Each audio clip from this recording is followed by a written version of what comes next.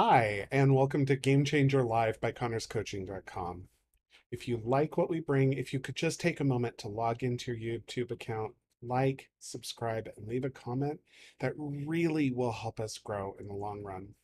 Together, we can create an inspired community with sharing topics of positivity, coaching, personal development, mindset, emotional wellness, emotional intelligence, leadership development, practical applied neuroscience, workplace culture, engagement, and more. We go live every Wednesday at 3:30 p.m. Pacific Standard Time. And guests are going to join us on the second and fourth Wednesday of each month to talk about their inspiring topic. Let's get inspired together today. My name is Daniel Connor. I'm a certified professional coach and member of the International Coaching Federation and the owner and operator of Connor's Coaching. Stuck individuals on the brink of major change hire me to help them find direction, purpose, and meaning for their lives. I help them plan their future so that they can start living in the present and look at the mirror every day and see the best version of themselves reflected that they can imagine. Today, we're talking about mental wellness. And I want to shed some light on why this topic is so important for me. Originally, I just wanted to talk about how coaching supports people in their own mental wellness. But this weekend, my cousin came from out of town. We hadn't seen her for years. And it was the first opportunity my family has really had to get together since the start of COVID. So we had a little barbecue. And I had a bunch of aunts and cousins and uncles who were curious about my work. They hadn't really heard me talk about it before. And inevitably, almost all of them asked, so is that like a psychologist or a therapist? Does that require a degree? Is that medical? They're curious because coaching isn't a job like a lawyer or a doctor or something like that out there where there is a prescribed role and a prescribed lane and maybe even a certifying body, a governing body that they have to follow. Coaching really is uh, an art that anyone can claim to be a coach. So, my answer, is it like a psychologist? Sure, in theory, but not actually in practice.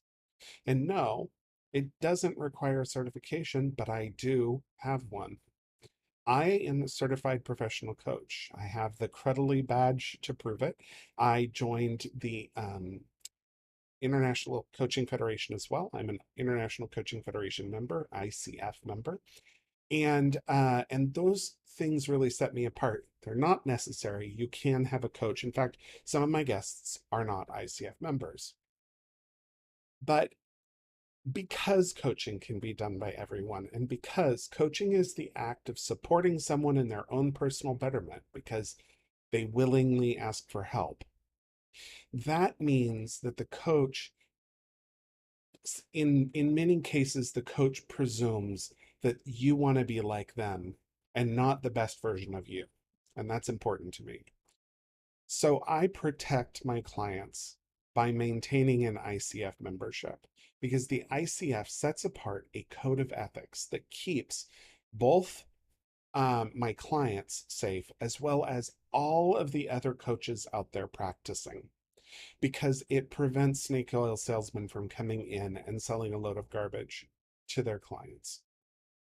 The very first core competency of a successful ICF member coach is to follow the ethics and standards outlined by the ICF. And those ethics, specifically in their document, say that a coach who primarily consults their client, which is by ICF standards telling their clients what to do and how to do it, will fail to meet the very basic ethics and standards requirement to be an ICF member coach. And a coach who focuses on a therapeutic model, which focuses on the past and particularly the emotional past of the client, also fails to meet the criteria of ethics and standards for coaching or ICF membership. Now, a coach who honors the needs and accountability of the client and who demonstrates all of the other core skills that ICF identifies does successfully fit the criteria needed to be a good coach and to serve the ethics and standards. And there's a bunch of ethics and standards. Really, I want to focus on the difference between coaching and therapy, coaching and consulting, with this regard, and how coaches support mental wellness. So, what that means is that an ICF coach doesn't come into a coaching arrangement with a client with an agenda or a focus on the emotional past. We don't tell our clients what to do. And if that's a disappointment for some people, and I realize that is because I know that I've had a lot of clients come to me and say, "Hey, um, how do I do this? Tell me what I need to do to improve." The thing is that you, my viewer, my client, any other human being on the planet, you're never going to be the best version of me. That's my job. And in fact, if you try, I might get a little upset. So why would I try to be the best version of you? Just think about that for a moment, because that really delineates, it narrows the focus, right, of what a coach can and should do based on ICF ethical standards. So we're going to talk about the mental health piece here. So we know that ICF defines therapeutic models as models that focus on the emotional past of a person. This could be trauma, addiction, um, chronic mental illness, patterns, those kinds of things. And it says that if the coach focuses primarily on those emotional past situations, then they're not honoring the client in the present. Coaching very much is about getting into the present, making a decision for the future, and moving towards that future. Plan of action. That's another core competency of an ICF coach. With mental health models, specifically therapeutic models, a lot of the standard is like, let's say this is baseline. This is normal level of functionality for human beings. Mental wellness says that some of us are below that line. And the job of therapists primarily is to get people just to that line. And this is something that modern psychology is really challenging right now, with positive psychology and positive neuroscience movements that say, hey, why are we just shooting for mediocre? Why don't we shoot for actually optimal? But really, traditionally, therapy is all about taking suboptimal and getting it to functional. Sub Subfunctional or unfunctional. I don't want to say dysfunctional because we have a lot of that it has a lot of attached meaning. You're not dysfunctional if you have mental illness. You are a perfectly functional human being. Every single one of us has negative emotions. In fact, there's not a single person on this planet who doesn't have emotions to some degree.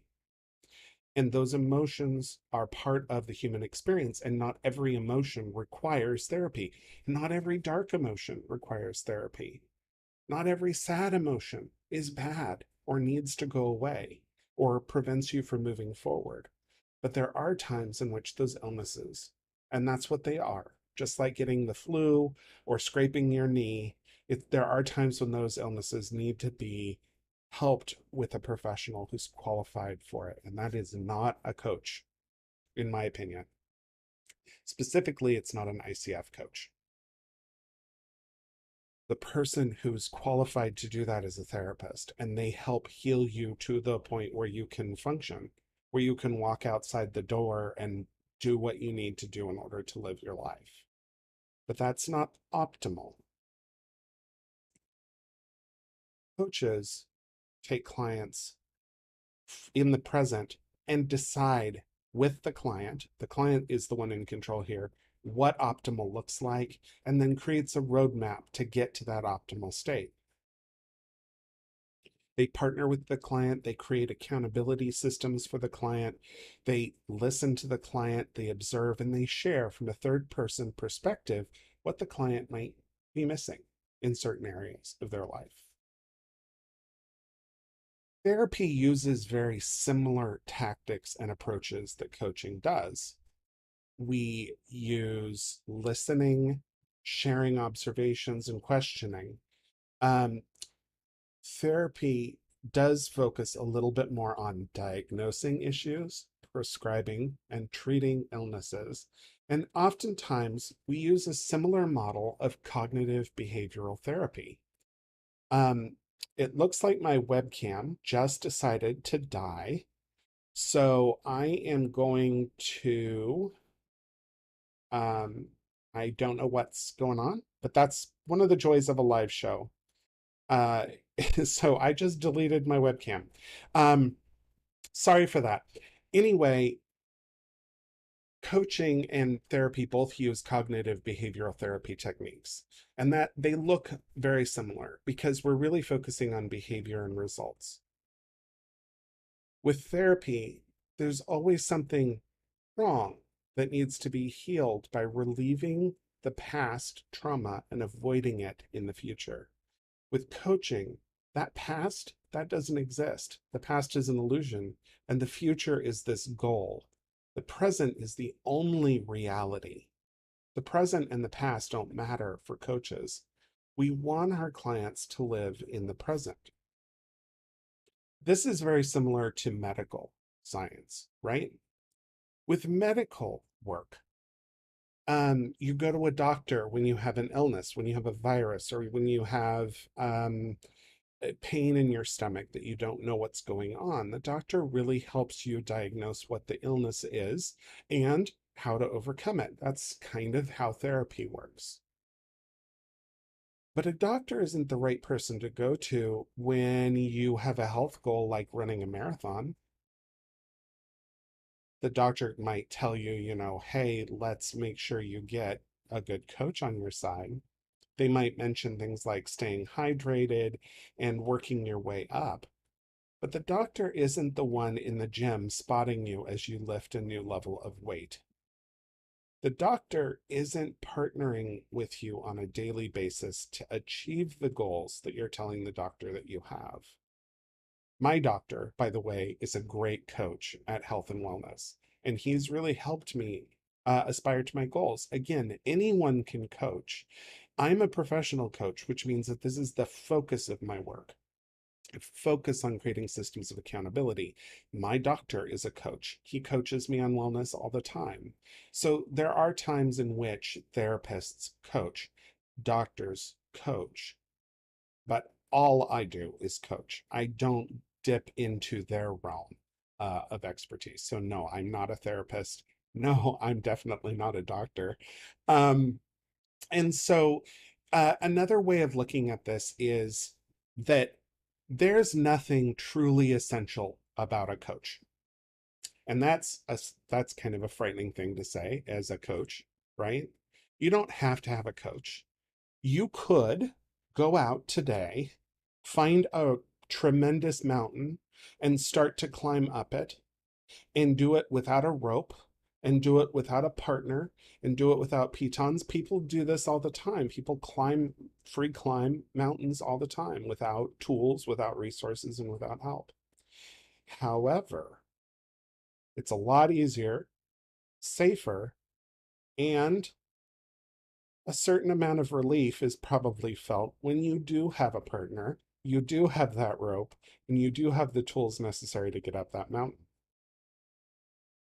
That third person perspective can really help you identify the handholds that you're reaching for and making sure that those are the right ones to support your weight.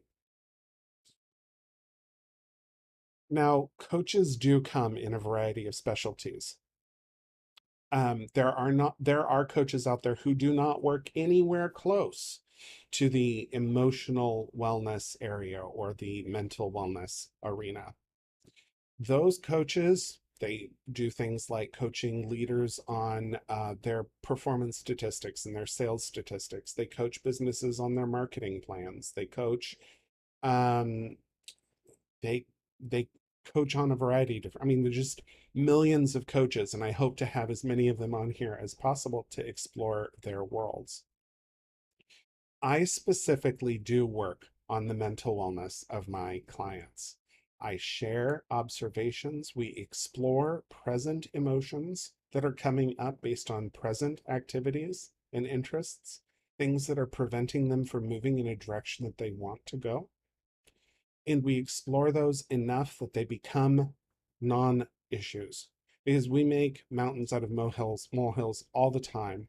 And again, not every bad or negative emotion requires therapy. I am here to help my clients get unstuck. And my crack, the reason I get up to do this every day is the aha moment where people have a deep realization of their personal identity and decide a different direction to move. That is why I coach. And I'm here to meet with anyone who's curious about coaching, who's curious about where I draw the line between coaching and therapy. And I am more than happy to tell my client that that isn't an issue that I can deal with, that a therapist is probably a better person to seek out, and I help them find it. I hope that this helps clarify exactly where the line between coaching and therapy lies for me and for the ICF out there. Again, this channel isn't exclusively ICF coaches. I happen to be an ICF coach. A lot of my connections happen to be ICF coaches, but we will be exploring coaches who do depth outside of the ICF core ethical standards. I don't endorse um, those businesses specifically, but there are people out there who find value in them, and I am here to help inspire my audience, not control them, just like a good coach with their client. Uh, so if you do want to schedule a meeting to learn more about coaching, you can go to our website. It's connerscoaching.com. That's CONNERS coaching.com, and book a 60-minute meeting with me. During that period of time, we'll explore the difference between coaching and therapy, and we'll identify whether or not coaching is ideal for you. In fact, we'll even do some coaching in that session so that you get a feel for it and decide whether or not it's something you like. That's another ICF ethical standard. There is no obligation to hire a coach. We do not force. We do not use fear to manipulate you into buying. We don't make you feel like you're going to live without us. But I might say, feel free to climb that mountain without tools if you don't want to hire a coach. That doesn't have to be me. I have hundreds of other coaches that I work with. So there will not be any sales. I'm here to be hired by people who need to hire me. I'm not going to tell people that your life is not worth living without coaching. You can climb that mountain without ropes or pitons or a mentor helping you prevent you from falling. But, and many people do just that, and that's their choice. And people get a thrill out of that. And I would hate to deny someone that level of achievement and that level of personal accomplishment. It's your choice. And it's the same when you're hiring a coach to help you climb your proverbial mountains. My name is Daniel Connor. I'm the owner of Connor's Coaching, and we'll be back here next week with my guest, Sharon, who runs a program for overcoming past trauma. I don't believe she's an ICF coach. I'll let her tell you more about her coaching practice next week. She'll be here at 3:30 Pacific Standard Time, and I'll see you then. Thank you so much for joining.